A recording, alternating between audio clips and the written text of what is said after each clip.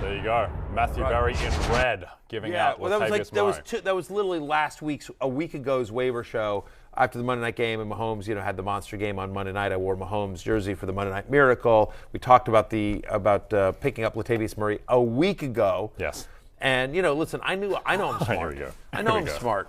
But sometimes even I'm amazed at how smart I am. Because I thought, Latavius Murray, he'll probably take it over in 2 or 3 weeks. And yet he does, literally first game out. So it's just it's the, it's the Nick Cage movie, the unbearable weight of genius. What's the name of the exact movie? The Nick Cage movie that just came out. I lost track of Nick Cage's filmography after... The Unbearable Weight of Massive Talent is the name of Nick Cage's movie, and it's a little bit the story of my life. The unbearable weight of, it's the unbearable weight of always being right. The prescient man in red. Right. This the unbearable weight of being so smart. Right? Because it's a lot of times I just wish people would take me for my looks, that they would just say, listen, I just want to walk in and just be admired for the piece of meat that I am. Just, piece of meat. Yeah, I think exactly. that's another Nick Cage movie, the piece of meat that I am. I wear stuff like this, and it's just okay, Barry, another thirst trap, and yeah, you're damn right, another thirst trap. But then people want to talk to me and get into my brain, and I can't handle it. It's, oh, God, I'm sorry, I'm so smart. God. You pro Nick Cage? What? You pro Nick Cage? 100%. Yes. You're not? No, I'm 100% pro Nick Cage. Nick Cage is the best. He's the best. Love Nick. Who doesn't love Nick Cage? Yeah. No friend of mine. No friend of yours. Yeah. You know who else is the best? Right. Deon Jackson. Another guy that we talked about. Yeah. Another guy that we talked about. Again, why am I so smart? It's not fair. It's not fair. It's this massive weight on my shoulders because my brain is so large. Oh, boy. All right. Anyway, Deon Jackson, we talked about him on Fantasy Football pregame on Sunday morning. I tweeted it out as soon as the news came out that Jonathan Taylor would not be available for last week's game against the Swagwars. And so I said, listen, a lot of people were talking, well, what about Philip Lindsay? And I said, no, Deon Jackson is the guy that is going to get the majority of the work here. Now, he left this game in the fourth quarter with a quad injury and did not return. But 17 touches and 90 total yards in both games, 14 combined receptions.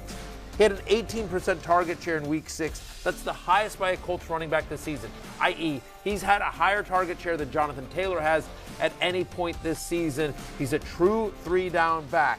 Now, obviously, Jay, if Jonathan Taylor returns for the Colts this week, Deon Jackson goes back to fantasy irrelevance. But, however, if I may, one moment, I think he is worthy of a roster spot because he has proven in a big win for the Colts. Some might argue a season-saving season for the Colts in a divisional win against the Jaguars, a game they needed.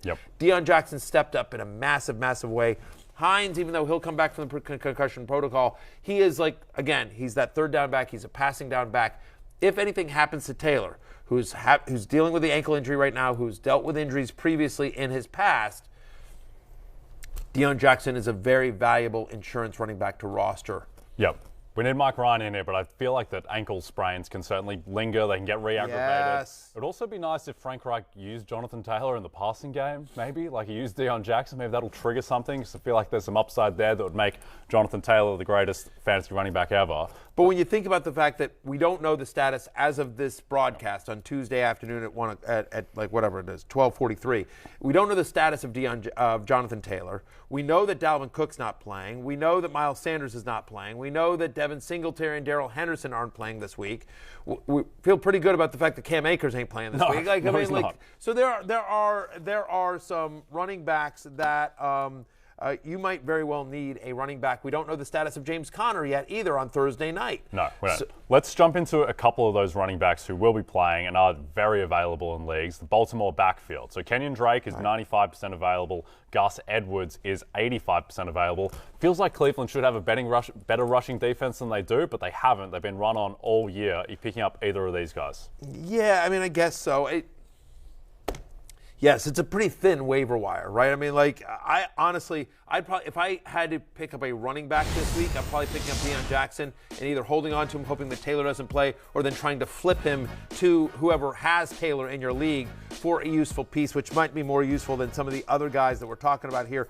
Kenyan Drake, 10 for 119 and a touchdown. He caught one ball for 8 yards. After having weeks of being a healthy scratch, just came out of nowhere. J.K. Dobbins gets banged up. we'll hopefully get more information on Dobbins and if the injury is serious or if it was just sort of re-aggravation in the middle of that game here. But Gus Edwards, who is getting close to return according to Coach Jim Harbaugh, has been productive when he's gotten run. He's a north-south runner. He's not involved in the passing game. That would be Drake.